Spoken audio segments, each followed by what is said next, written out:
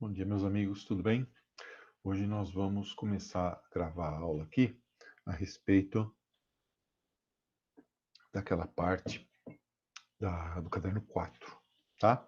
É a aula 13, página 328, a aula. A teoria está na página 338, né? Então lembra, depois da aula, fazer o resumo, fazer os exercícios, tirar dúvidas comigo, né? E aí a gente vai conversando, tá bom? O nome da aula, né, o título da aula é A Crise do Escravismo e a Imigração. Crise do Escravismo e a Imigração. Quem tiver dúvidas, 964712214. Quem quiser mandar e-mail com resumo, com exercício, marcio.primac@gmail.com ou no próprio WhatsApp, pode mandar foto. Todas essas aulas, mais as anteriores, estão no canal do YouTube São José-Cursos Preparatórios. Bom, vamos lá? Eu estou gravando essa aula hoje e, particularmente, é uma aula que me deixa muito feliz, né? Porque tem um revisionismo aí, né? Acontecendo, e às vezes o revisionismo histórico é bom, né? A respeito do papel de algumas pessoas no processo de libertação aqui, né? De abolição da escravidão. Então, essa aula vem bem a calhar, né? Para a gente poder discutir isso. Vou colocar para você também o link de dois vídeos que eu quero muito que você assista, daquele cara, o Eduardo Bueno, em que ele fala daquele jeito bacana dele, descontraído, sobre o André Rebouças, o José do Patrocínio, o Luiz Gama, o Joaquim Nabuco, né? Os nossos heróis aí, Antônio Bento, né? Os nossos heróis esquecidos, né? Silva Jardim, do processo de abolição, tá bom? Então, não deixe de acompanhar depois. Bem, vamos lembrar que o modelo escravocrata de poder e o escravismo como modo de produção dominante em boa parte das relações econômicas aqui no Brasil estava, digamos assim, acabando, né? Durante 300 anos, o Brasil dependeu muito do trabalho escravo, tá? Mas, até por ser antieconômico, até por não responder mais aos padrões de acumulação necessários para o capitalismo da época, as alforrias eram cada vez mais comuns, né? Alforria, pessoal, é a libertação do escravo, né? O escravo forro, o escravo livre, certo? Né? Ele corresponde aí à alforria, a libertação desse escravo. Como se dava essa libertação? O escravo podia comprar a própria liberdade, ele podia ser um escravo de ganho, quanto mais ele vendesse, ele ficava com uma parte e ele ia fazendo uma pequena poupança para depois comprar sua própria liberdade, né? Enfim, tá? E isso foi acontecendo ao longo do tempo e se acelerando no século XIX. Né? É claro, até 1865, o senhor, né, ele podia, através da lei, podia reverter essa alforria, dizendo que o escravo estava sendo ingrato, né, que o ex-escravo tinha praticado o crime de ingratidão. Né? E aí, se a justiça achasse que ele tinha razão, a justiça, claro, não era exercida de forma equânime, né? Não tinha ex-escravo juiz ainda,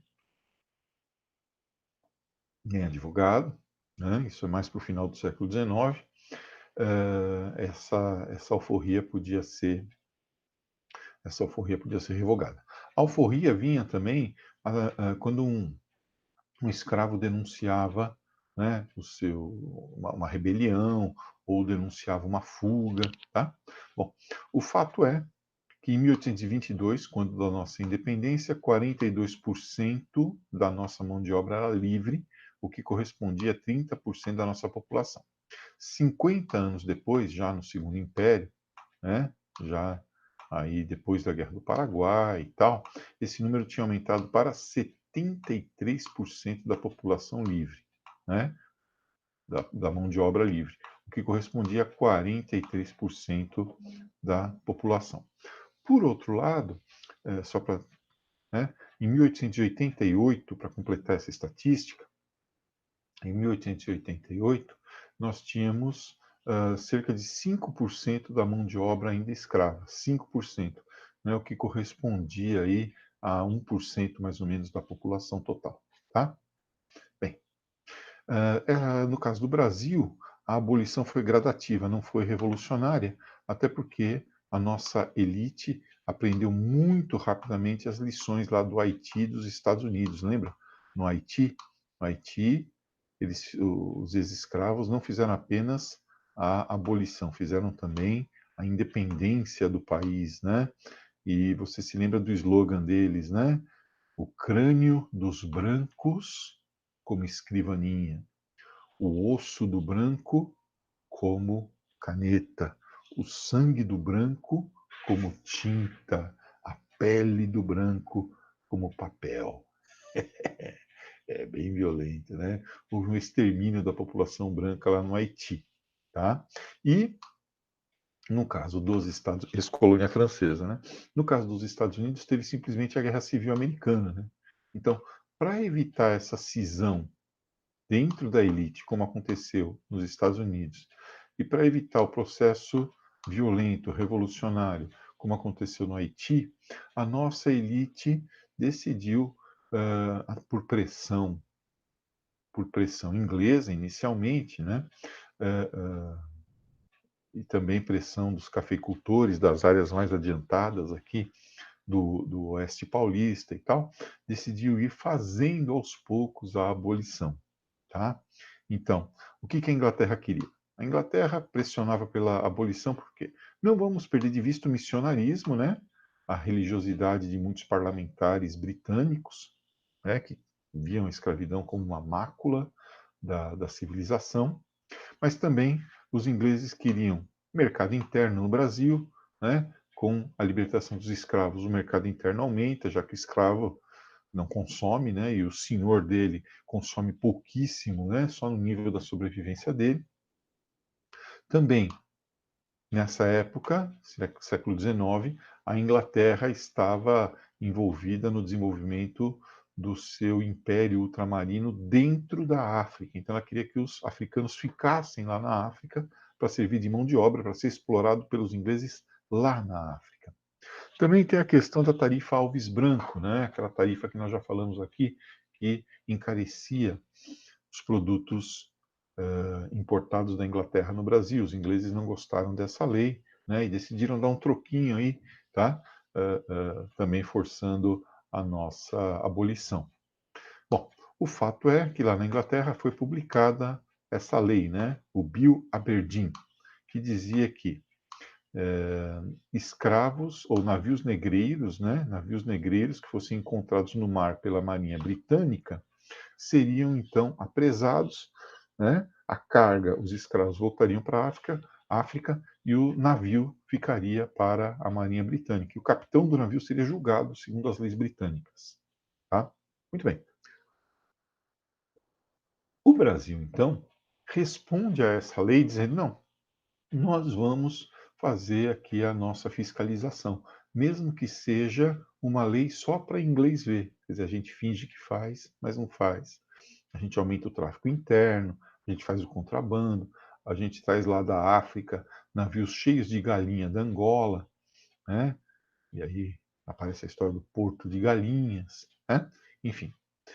Mas acaba acontecendo essa lei, a Lei Eusébio de Queiroz de 1850. Antes disso, a elite brasileira, muito espertamente, publica essa lei aqui, ó, que eu queria que você visse, a Lei de Terras, que é uma lei que impede a ocupação de terras ociosas, tanto pelos escravos que estão sendo libertados, quanto pelos imigrantes, tá? É a Lei de Terras, certo?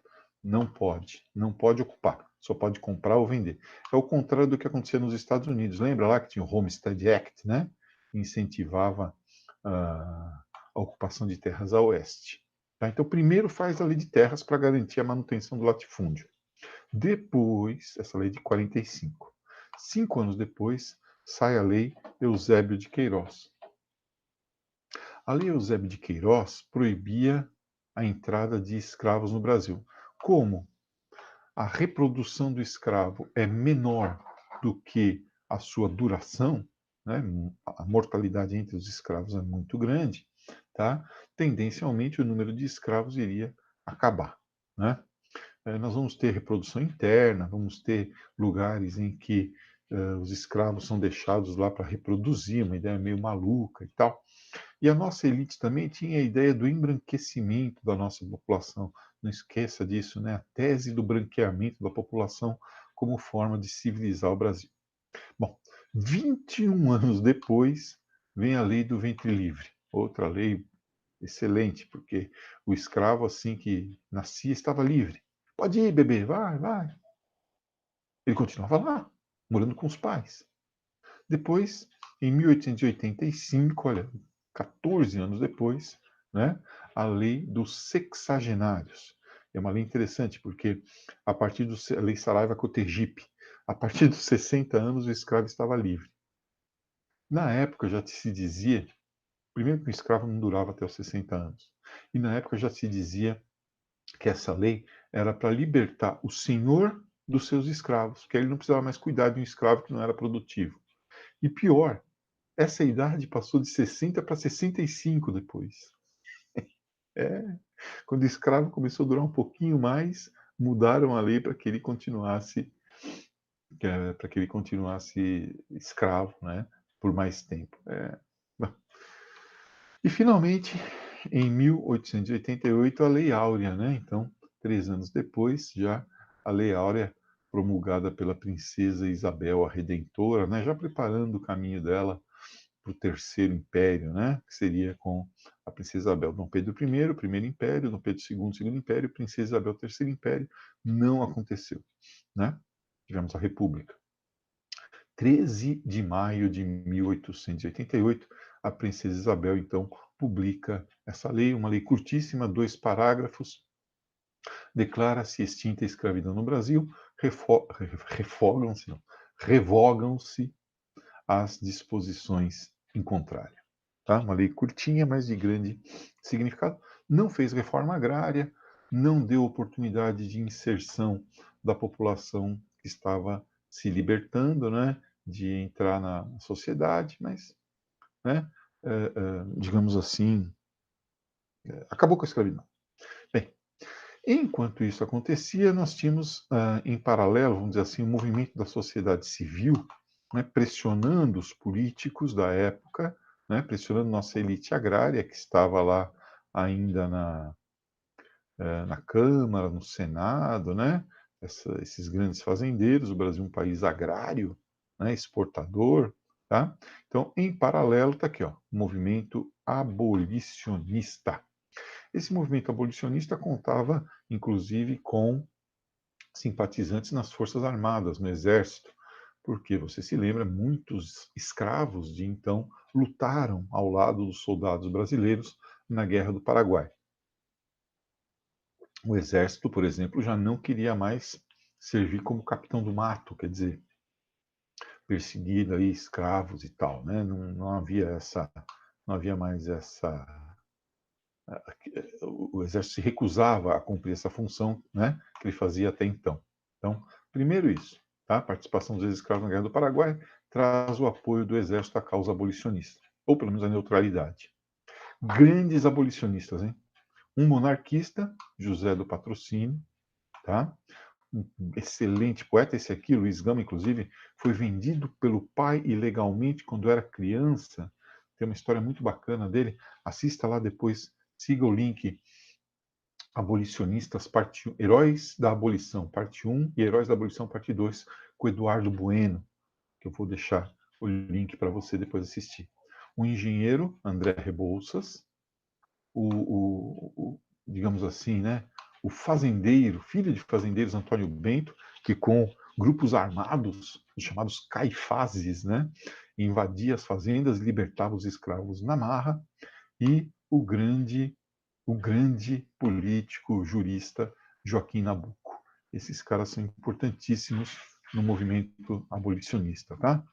Certo, pessoal? Olha aqui, esse aqui é o Luiz Gama, Esse aqui é o Rebouças, José do Patrocínio, Antônio Bento, branco, né, como você pode notar, e Joaquim Nabuco. Tá? Então, esses caras aqui ajudaram, sim, a fazer a abolição da escravidão. Não são muito lembrados, né, pela historiografia aí, mas esse é o papel deles que está sendo revisto. Tá bom? Bem, e o que trazer no lugar dos ex-escravos? Imigrantes europeus, porque a Europa, naquele momento, estava passando por uma série de mudanças, né?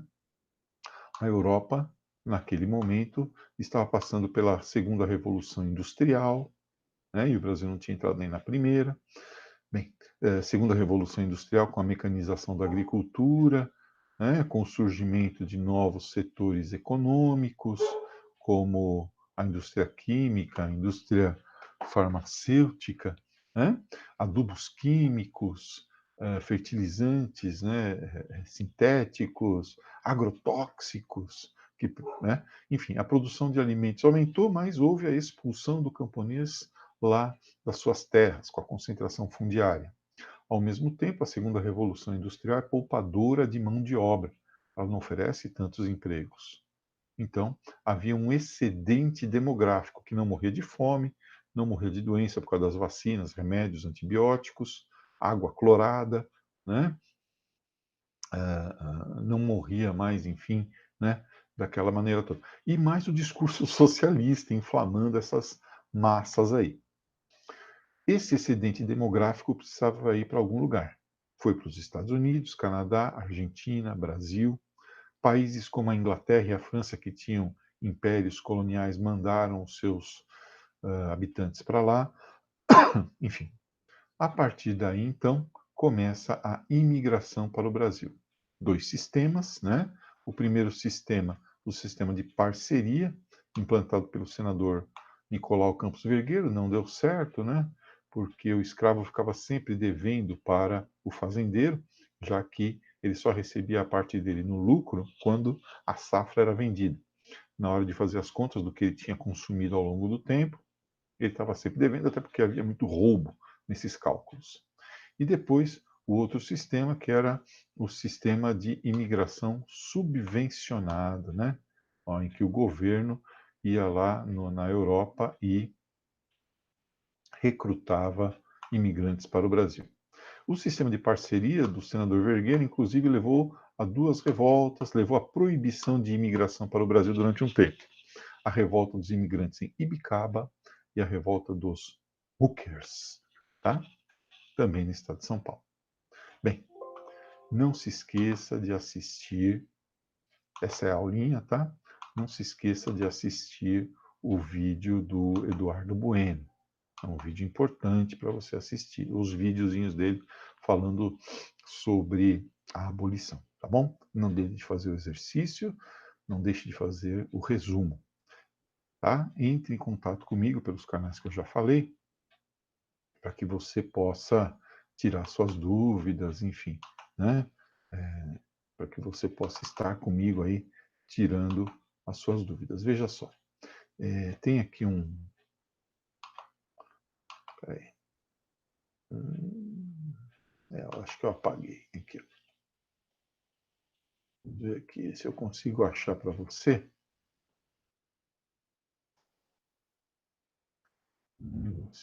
E achei. Pronto. Tá aqui. Olha aí, pessoal. Então, para quem ainda não entendeu, né, do que se trata, você pode entrar em contato comigo, né? Pode entrar em contato comigo de várias e várias maneiras, tá bom? Vamos ver? Ó, você pode entrar em contato, então. Deixa eu ver se eu consigo melhorar isso aqui para você. Bom, então depois você amplia isso se for o caso, né? Tem lá o canal do YouTube, né? São José Cursos Preparatórios, WhatsApp 964712214, o e-mail marcio.primac@gmail.com. E aqui eu deixei umas diquinhas, né? Siga a rotina, tem horários fixos, tá? Siga as indicações de estudos complementares e registre tudo. São essas aí as, as informações, tá? Bem, era isso que eu queria falar hoje. Boa aula e namastê.